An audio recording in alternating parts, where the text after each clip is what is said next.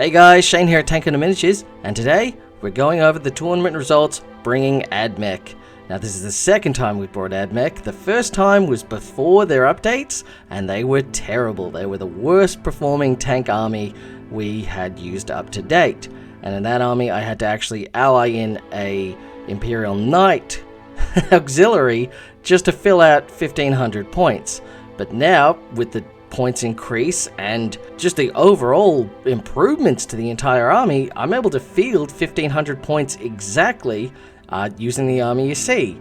So we've got the 3 Scorpius Disintegrators, the 3 Doom Crawlers with the Tech Priests inside of them, and then the 3 Doom Crawlers with everything with the big eradication array. Because like I said, how well the anti-vehicle is for the Doom Crawlers, the Neuron Laser, that's a great anti-vehicle. The Scorpius Disintegrator, that anti-vehicle is better, so it's better to have them dedicated anti-vehicle and have the Doom Crawlers being anti-infantry. And of course we've got the anti-infantry with the heavy stubber arrays on the Doom Crawlers. So yeah, this is a lot better than what it was. You know, having ballistic skill 3 innately, because we'll just switch into defense protocols. There's no reason to switch out of it. So everything has heavy, everything has the increase to ballistic skill. So a lot of the times we're hitting on 3s, if not 2s. So let's go into the first matchup. So first up, we went against Necrons using the Hyperphase Dynasty. So you can see he's got a big blob of warriors there. He's got a big blob of immortals. He's got 3 of the Canoptic Doom Stalkers with the big guns. He's got the boy with many pistols. He's pretty good. The couple of heavy destroyers. And he has a Catan Shard, not in this picture. So we deployed on the other side of the battle there. As you can see, we're all pretty much focused on the middle mostly. We want to get up in front. We want to get forward, take the middle ground, and just sort of flank around the sides. So he gets first turn. He managed to shoot everything into the disintegrator. I popped smoke on that, and it's able to withstand the firepower. Unfortunately, he was unable to do any damage to it. So luckily, you know, we made the saves. Having the cover, you know, brought it down to AP 2, and it's got a 2-up save innately, so, you know, it's a 4+. That's like having an invuln save. So the Scorpius tanks, they are so good. I've said this before in going over the army. Like, it's got a 2-up armor. It's, yeah, one of the best tanks in the game. So our turn comes in. We move everything up the board. We pretty much focus fire down the 2 Doomstalkers there. As you can see, they've been blown off. We managed to whittle down a heavy destroyer. We didn't quite finish off the squad. Pretty much taking out their anti-armor, you know, as quickly as we could. He was waiting for the hyperphase to sort of come in, so he's holding back so he can, you know, teleport things off the board and move up and, you know, get behind me. But I'm able to secure a pretty good presence and, you know, get onto these objectives. You can't see that the Doom Crawler's on the other side of that fortress, grabbing the objective there. So we're pretty much on all the middle objectives. So he then manages to, alright, look at the weak side. You know, this side up the north, that's going to be the weaker one. He puts the last remaining Doomstalker and the Catan Shard. You know, they put them up there. They get it down to 1 wound. That was crazy. He just survived.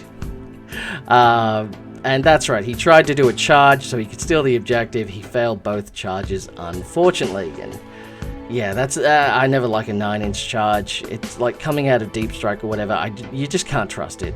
Like, just avoid it where you can. Stick to certainty. So on our turn, we managed to blow up that last Doomstalker. I put the Dune Rider into the Immortals there. I just pushed them up. Just, alright, tie it up in combat. You'll be fine. You'll be shot. You know, it's better this way. Keeping them back off the objective that the Tech Priest is now on top of. So with the other one, pretty much straight into enemy territory to get behind enemy lines. So we're in a really good spot here. We pretty much have full board control, and we've taken out the units that could be a threat to our army. So his turn, he's teleported the warriors up, you know, just to seal in that objective. I let him take it. I'm, you know, take the left. I've already got the center. I've already got the right. And I've got your home objective. This was not a fair trade for his army. So we managed to get a pretty clear victory in this mission. So yeah, overall so far, this is good. This is working really good. You know, the range, everything, how it's able to really attack. And the thing with fighting Necrons is I have so much experience playing with Josh. I just already know what to avoid, what to ignore, what's a priority threat. Like warriors, yeah, they can be, you know, challenging, but if I just sort of ignore them, stay out of range, and just don't engage, I can, you know, get points elsewhere. Because you got to think, yeah, I can just destroy everything, but you got to be getting points elsewhere. So the next game, unfortunately, we're up against Tau again, the exact same force we had so much trouble playing with our Malkador army. As you can see, he's just nice there with his stealth suits, and this is really a hard counter army, because you got to be up within 12 inches to fight a lot of these guys, and it's just a lot of pain. And in this mission, you know, we had to destroy more and we had to cap more. And I couldn't just give up the objectives, that was the trouble. So he had to goad me into getting on them just so he can destroy me. This is a tricky one, because if I just hold back and defend myself, he's getting all the points, and I'm not able to really come out of this. So as you can see, he got first turn, he moved up, grabbed the center objective, and sort of put things into position. He put some shots off onto the Scorpius down the bottom, but he's mostly fine. We managed to move some stuff up. We managed to get rid of that ghost kill that's right in the middle. We managed to take the center zone, but unfortunately, you know, holding this, maybe I should have brought the disintegrators down. The problem was, if they were down more, I'd lose line of sight. This was a real tricky one. There was no real good way to engage and get a good line of sight and line of shooting without putting myself out in the open.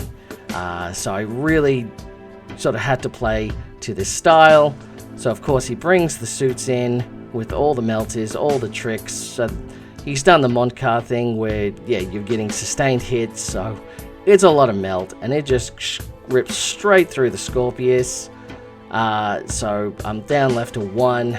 On our turn, we managed to get a few of them off. As you can see, we blew up one of the squads, but everything else is sort of gone. We've lost the top objective. There's no way we can really come back to the middle, and we're only really getting the side, but we're just hiding with the Doom Crawlers in the ruins there. So there really wasn't a good opportunity. This really hard counters my sort of army. I think in future maybe we will hopefully get a chance to just goad him out, let him come to us.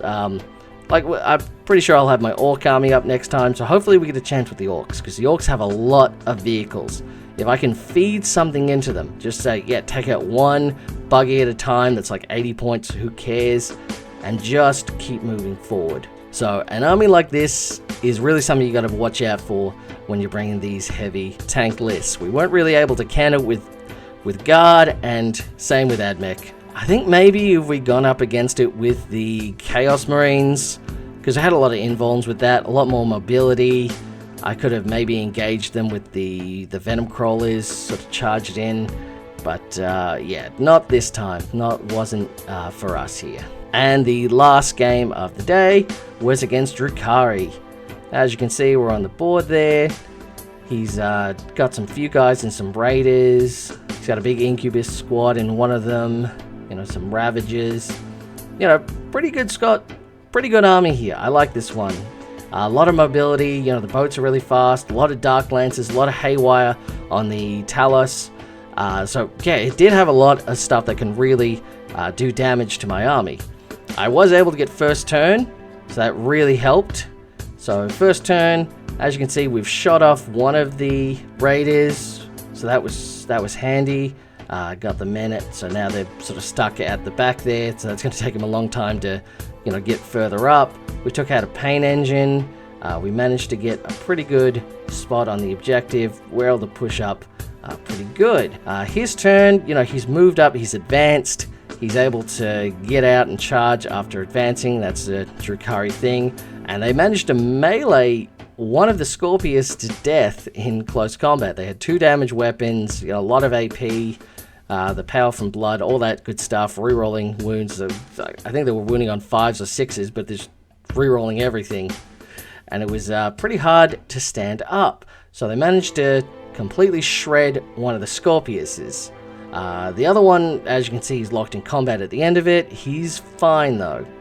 And we're able to pull out. Yeah, we took the risk pulling out because he actually is battle shocked because of the Drukhari's rule there.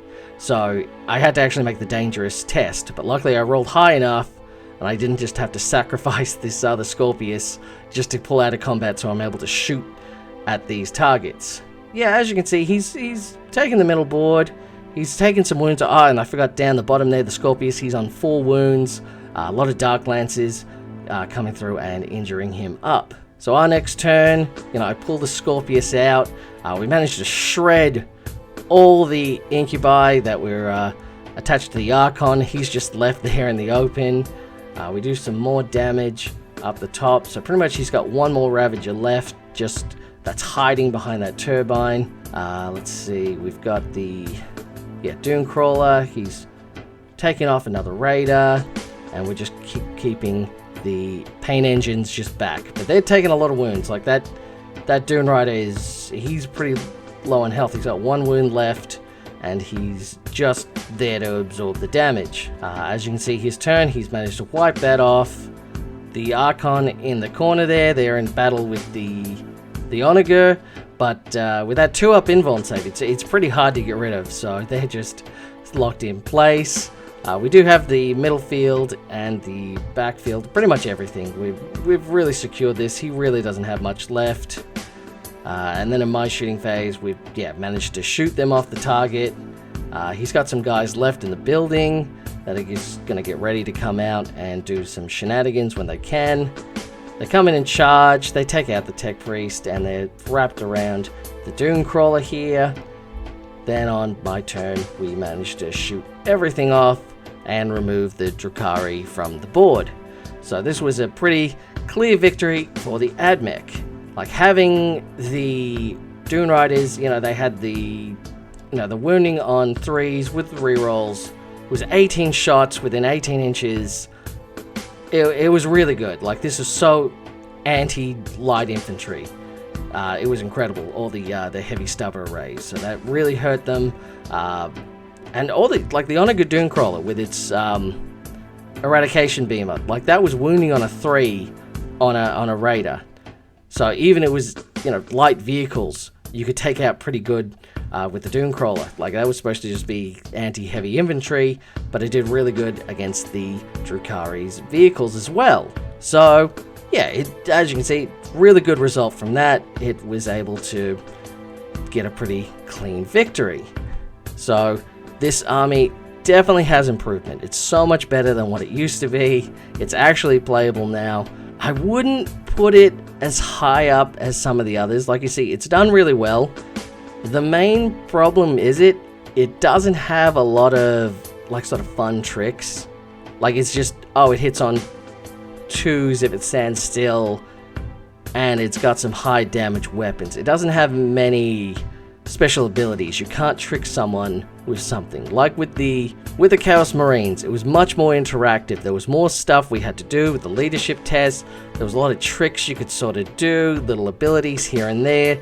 This didn't really have a lot of abilities. All its abilities was just get +1 to shoot. Reroll hits against this. Get sustained hits. It was very automatic how it played, which I guess is kind of what Ad Mech do. It's very, rigid, and sort of you set out a plan and you just do it.